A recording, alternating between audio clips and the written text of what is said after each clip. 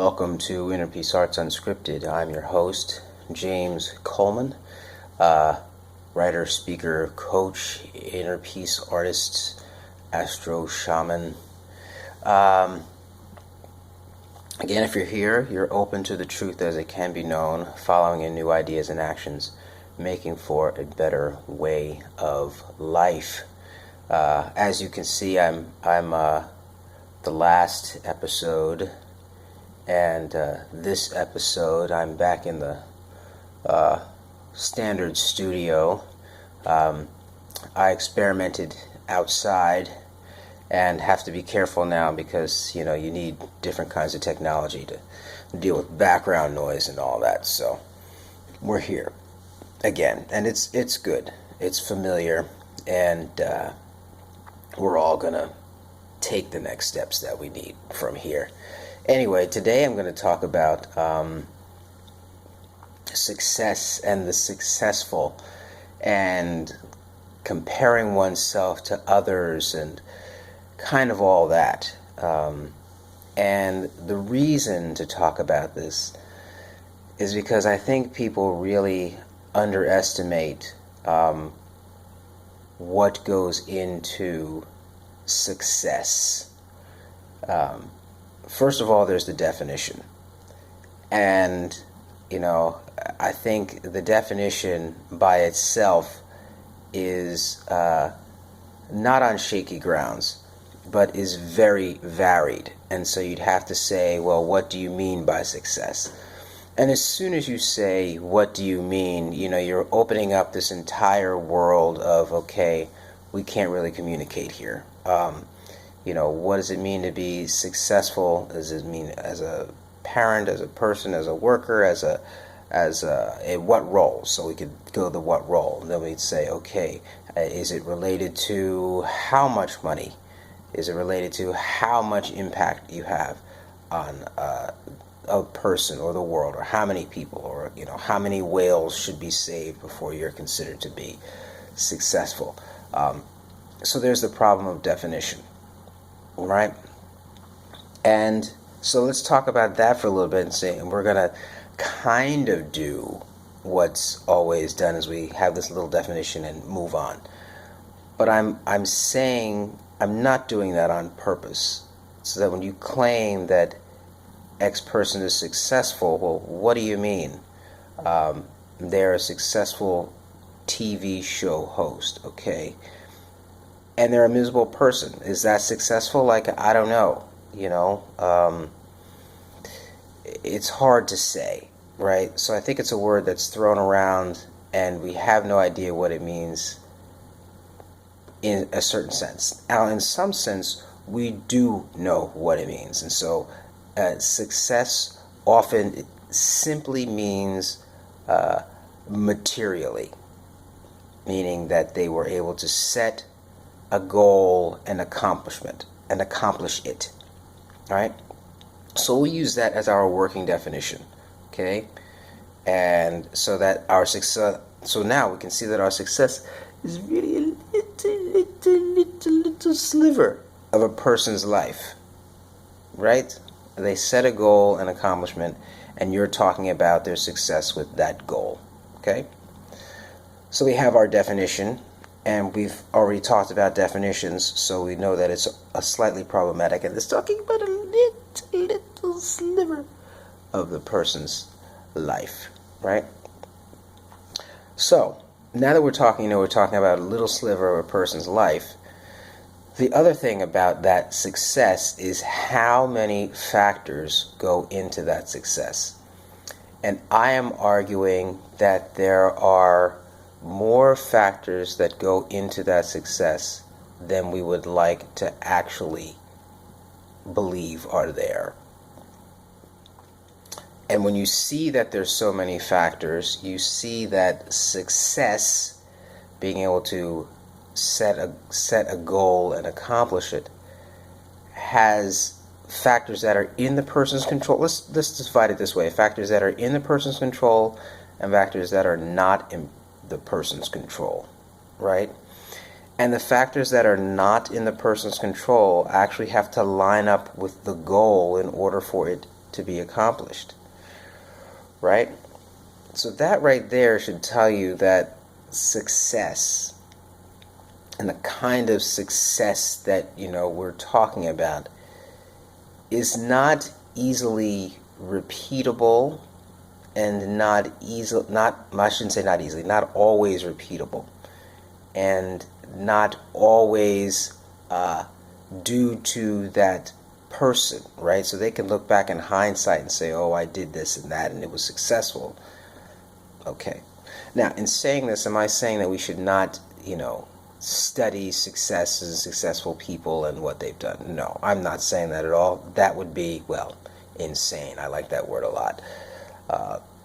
But it is to say that if you are finding that you're not successful, the knowledge path that's required to be successful may not be the same knowledge path that some others have followed.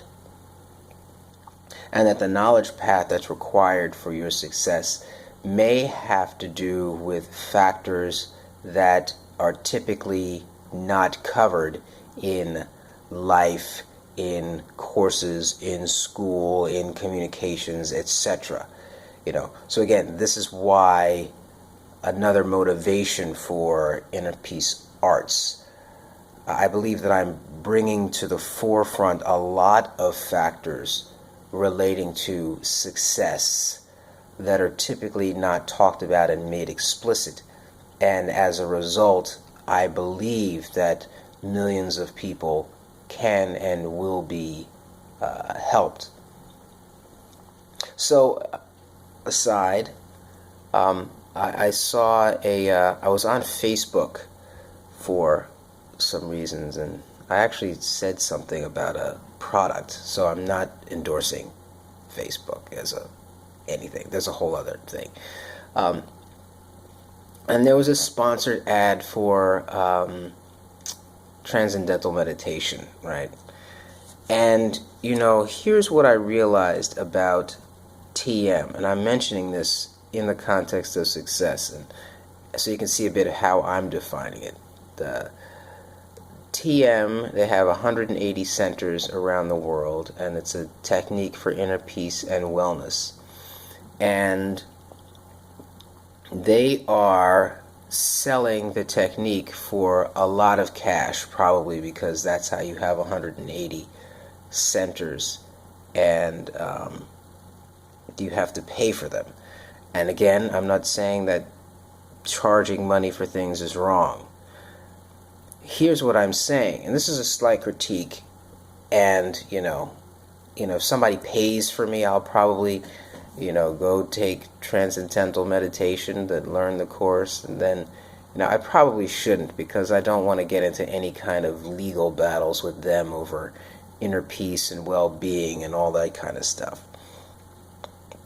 Because I'm interested in coming up with techniques that are actually open.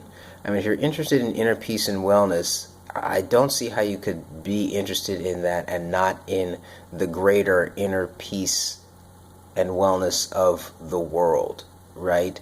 I mean, if you have this tool that's so great, why can't you go into the inner cities and teach it for free? Because you can't, because you're actually interested in the money more than the spread of inner peace. So, this is of course related to a lot of other ideas I have about a war. I believe war is here because some people don't want peace. Okay? It's very simple. And the people who want peace, well, they need to organize and stop the people who want war. It's a basic simple, that simple. But that's not why we were here, was it? We were here to talk about success. And so, for me, I wouldn't consider myself successful if I had simply had 180 centers around the world and was running them and teaching people inner peace, and there wasn't this broader notion. So you can see how I've defined success differently as some other groups have. And that's aside. But there's lots of factors that go in. There's relational factors, there's energetic factors, there's your thought patterns.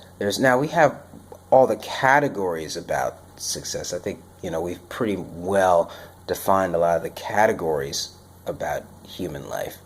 But those specifics and which ones you are not doing that are blocking your forward movement, well, that's a lot of experimentation, and it goes back to, that insanity, the negative energy and the lining up of your thoughts with reality so that you can formulate a decent hypothesis, test it. If it fails, check it out and move on and do that over and over again and be aware of those factors that you don't have control over. So that's a little bit on success. And so I hope it helps you to relax about what success is, to have less pressure on yourself about being quote-unquote successful.